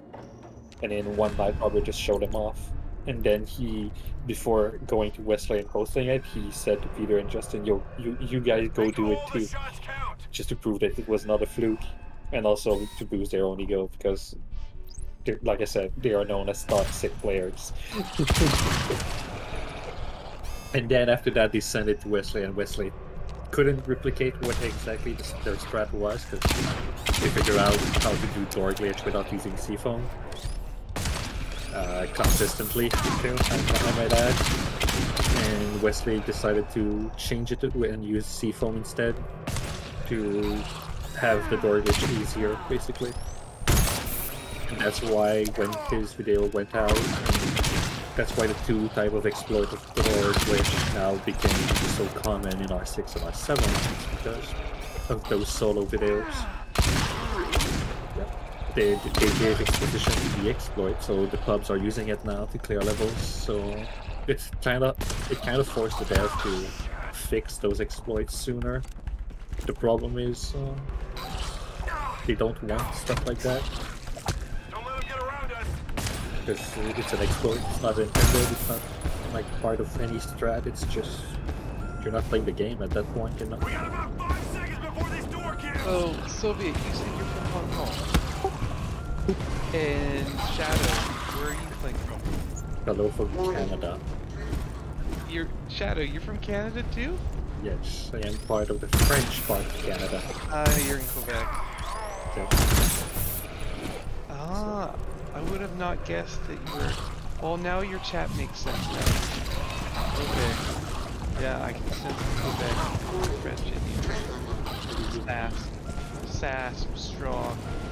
What do you mean? I am a perfect being that never commits any type of teasing to anybody. Oh, that's awesome. I'm from Saskatchewan. Oh damn, that's one of the regions we never hear of. Yeah, the one in the middle, the farm section, I call it. Yeah, I work in Alberta though. I work in the oil fields of Alberta, but I live in Saskatoon in the middle-ish south. Okay, we have a bunch of people living in Toronto, close to Toronto in Ontario, in the community. Funny enough. Oh yeah. Yeah. And, There's another GTFO streamer. Not streamer, sorry, a GTFO player called Savos. Or Savo. Yeah, Savo. And he's from Ontario, Toronto area. And I was like, oh, you're from that area too? He's like, yeah. And I'm like, oh, that's cool. So, funny enough, Link is also Canadian. Is he? Yes. He just moves a lot these days, but he was in Toronto, Ontario, so in those area. There's a guy that doesn't stream much anymore of GTFO called Undead Assassin too. He's also in this sector of the place. There's a girl named Benji, who streams sometimes GTFO, but now that she's done the rundown, she's done with the current GTFO streams. She's also Oh, that sounds so familiar. I carried her a bunch. No, I don't think... There's another VTuber with brown hair. She's not a VTuber. She has a webcam. Serve your ammo. Okay, but there is this other... Oh, there's the other Toronto. Oh yeah, that's like the other Toronto. There's Ariana Foxton, though she is pretty controversial. There are a lot of people who enjoy her, and there are a lot of people who just hates her. Is she the one with the white... The VTuber with the white hair, right? Yes, and purple, and she's... yeah. Yeah, she's from Toronto. She plays... I see right now on my list. She's not playing GTFO, she plays War of Thunder. Yeah, because she's bored of GTFO 2 at the moment. Yeah. But yeah, she is controversial. There's a lot of veterans in the community who do not like her, but there's others who just like her. I find it... I can't describe it, but when I tuned in to watch her, I felt like she was a streamer that... how could I describe this? She gives me the feelings that she's streaming, but she doesn't necessarily care that you're watching. So she's doing her own thing, but striking a conversation with her is very difficult, I found. Yeah. And that's the thing. So when I look at Twitch, right, and this is why I do try to chat with as many people as I can, is that you can go to you can watch YouTube all you want and see all of GTFO. You can see other streamers that put it on there, and you can see what they've done. And on Twitch, the whole point of it being live is generally to interact. Sometimes people don't want to interact, they want to lurk and just want to sit in the shadows, and that's fine. Some people just want background noise. But for me, what I realize that if I'm on Twitch, unless I'm busy at the moment, I generally want to get to know someone or chat with someone that also has the same passion. And I felt when I went into her stream and tried to strike up something, she chatted with me like for a little bit, and then I don't know, it just seemed like it wasn't really her focus. She was, I understand she was playing GTFO, but then I tried coming into her stream before with Island Thunder. It just didn't, I guess maybe I wasn't just connecting with her. It didn't seem, so I kind of just, I have her still followed, but I kind of don't tune in anymore.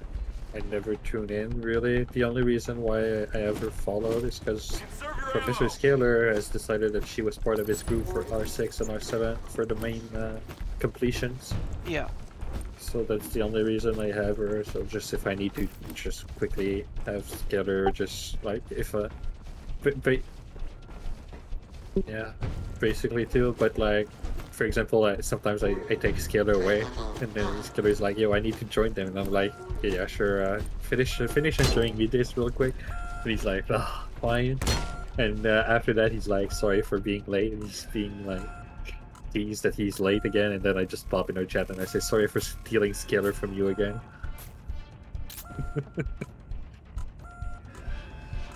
Well, yeah, this is.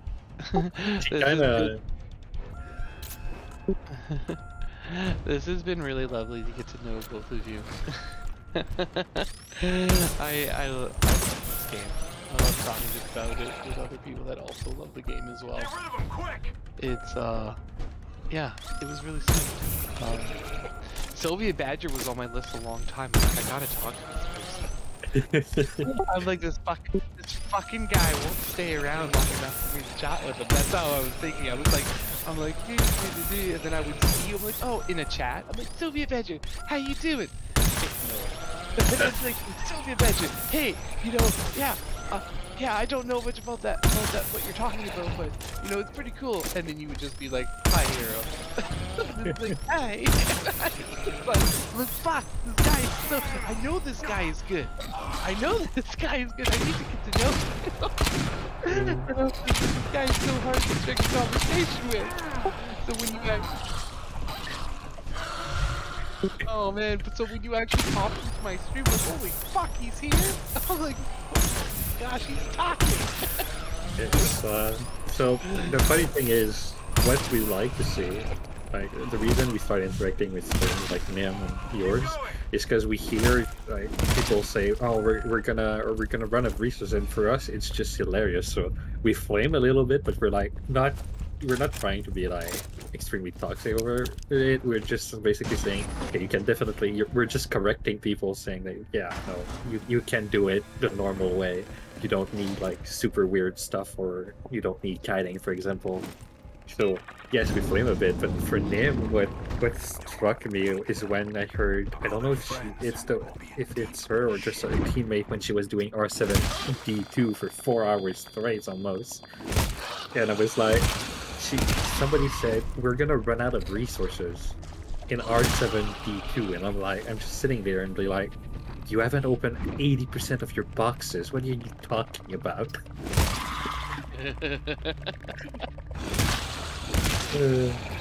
But after like by the end of the stream, I knew that she was like an R6 player, so she joined in R6. So I'm like, okay, that makes sense why she's struggling in a couple of areas. You know?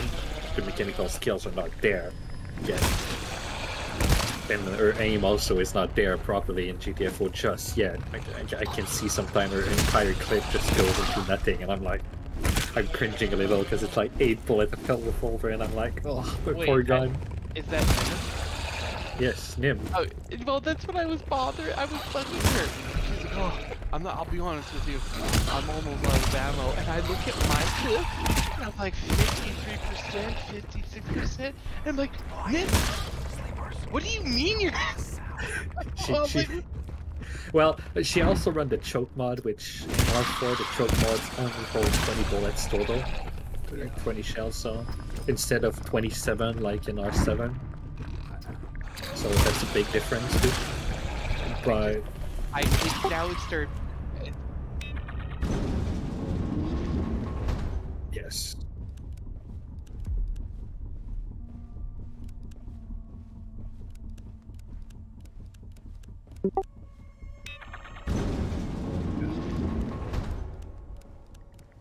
Well, the air caliber pistol is just a better choke mod in my opinion than R7, but that's a different subject.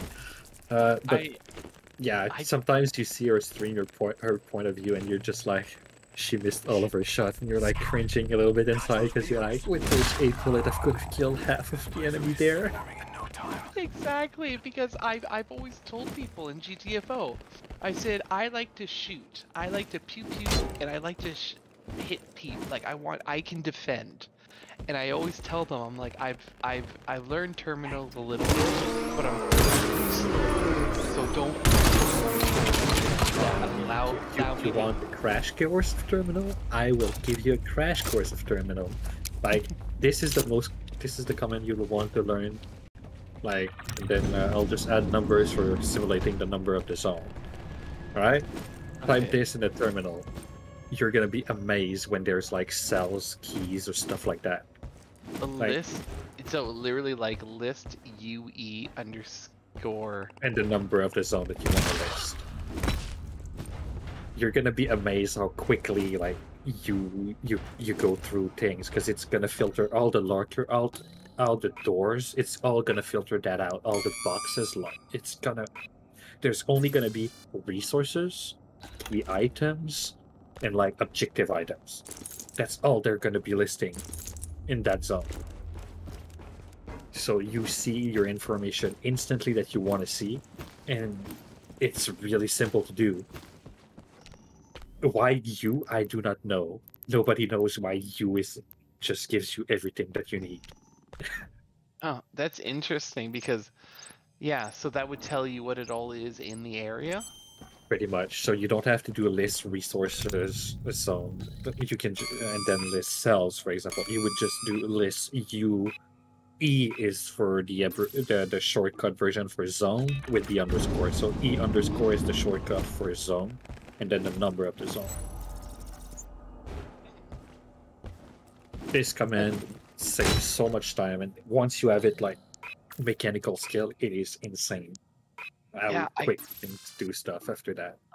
I can see that. That's why I've always just stuck with pew pew pew pew because I love first person shooters, so I love to pew pew and kind of just shoot things all the time. So yeah, But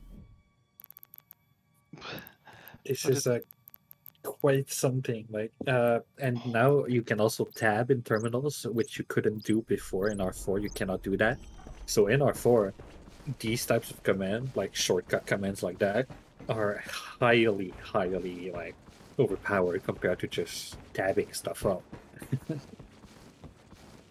yeah, I remember the tabbing was not a thing until someone told me, "Oh, I don't need you to read out the codes." And I'm like, what do you mean? And they said, "Oh, you just tab out, see which one you're looking for, and then tab back in. I don't even need to tell you guys what I'm doing." I was like, what? I was like, oh, okay. She's like, you just go defend. It's all good. Pretty much, when you know what you're doing, it's super easy. But for uplinks, because you couldn't tab them in R4, what you would do is you press the up arrow key to bring back the previous line that you entered in the terminal, which would be an uplink verify with the old code. And then you would backspace 4 times. You could do that while the next uplink was loading. So you don't see it, but it's there. You inputted it. So once it when it has finished loading, basically your uplink verify is already ready, and you just enter your 4-letter code.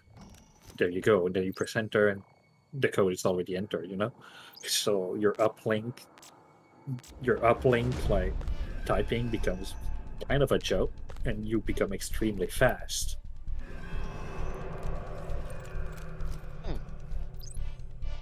Terminal is the key of knowledge. If you know what to expect in a level, then you shouldn't be surprised. Like the first terminal you see in a level, you can map out the entire level if you want.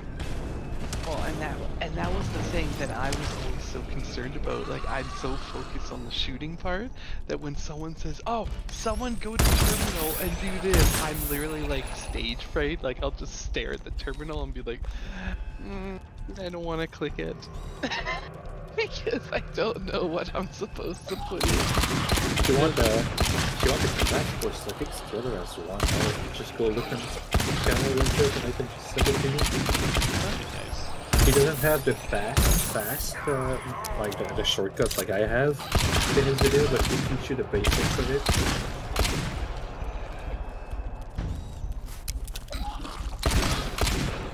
Okay.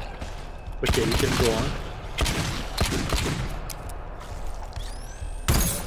What were you saying?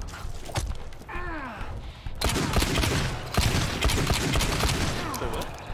You were speaking. I think I interrupted you. No. Okay. Looking for it.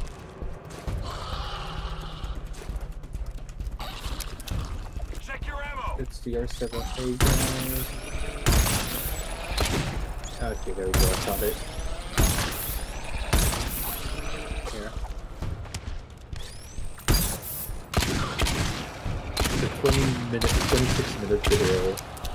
Maybe 24 because he does an intro and an outro correctly. Everything, but that's Help, list, info, reactor, query, log, read. yeah. So he will go about the query, the list, the ping, the logs, the special commands. Then terminal. He will go on some terminal shortcuts. those are, of course, up to date with R7 though. So you have to keep that in mind that not everything will work in R4. But after that, I can say, like, just go in A1, go grab the first terminal you see of R4 and just go mess around with it. Like, what can you do with the first zone, which is zone 32, because I know it by heart.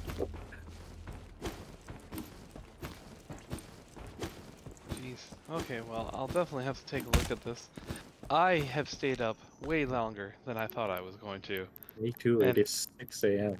yeah, I'm like, fuck me, I gotta wake up early tomorrow. I'm like, it's 3:51. I'm like, oh my god.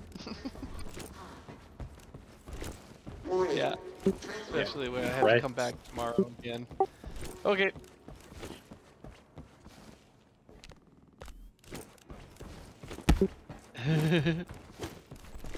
Ooh, I'm going to bed soon too, and it's almost gonna be light time.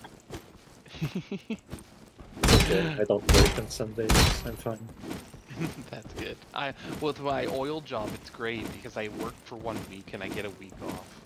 So this is why I do my streaming as my other kind of my side thing that I've been growing. So it's great. I get to come home and then I get I get to plan out how I'm gonna do my week versus being like it sucks because I can't bring my stuff up there because way too much shit. I'm not bringing my rig up there, my little camp room. It would get too fucking hot. This room even gets hot, and it's just like now make the space even smaller. No. Yeah, but yeah, you're gonna have a lot of more learning to do, I guess. Basics are coming in. Yeah. after that, it is just practice to a point where they become mechanical skills, and you don't think about it anymore. Yeah, exactly. That's what you need to get at, where you don't have to think about what to do. You just know what to do. Exactly. This is why I say that, like, people don't believe me that I dual hold the R4E1 reactor with just revolvers and no sentries. Like, it's because.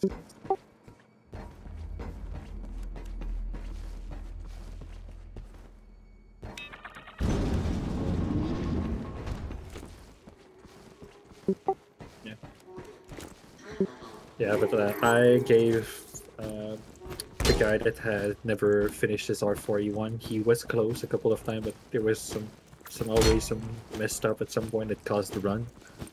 And we actually gave him the run, and it's funny because the run that we actually like finished by giving it, and that was a success. Like I told you earlier that burst cannon was the meta gun, right? And people used to bring 3 or 4 burst cannon constantly in R4 E1. We had 1 burst cannon. Because the sniper cannot one-shot giants in the head. It leaves them with 0.1 HP. So the burst cannon is the only giant killer and the only big tank killer that works properly, you know, that works in every situation, so people use that constantly. We had 1. We had 2 revolvers and a shotgun. People would not join in an E1 at that time. Like back in R4, if they would have seen like 2 revolver and like a shotgun, they would have released these. I also did some E1s where I bring like the sniper and I just say, yo, I have only 1 gun and it's called the Hell Revolver. I only use sniper to kill hybrids and tanks. Else I never use it for the rest of the level. So I do some funny runs where I'm limiting myself to 1 gun, participating for tank hero alarm, and after that this gun just does not exist.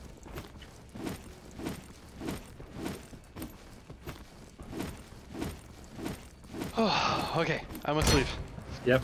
Yeah, I was gonna say, now is the time I stop speaking before I start on another subject. Well, thanks so much for playing with me, guys. Yeah. Yeah, no problem. Bye. Yeah. Oh, I'm gonna get fucked, Badger. See ya.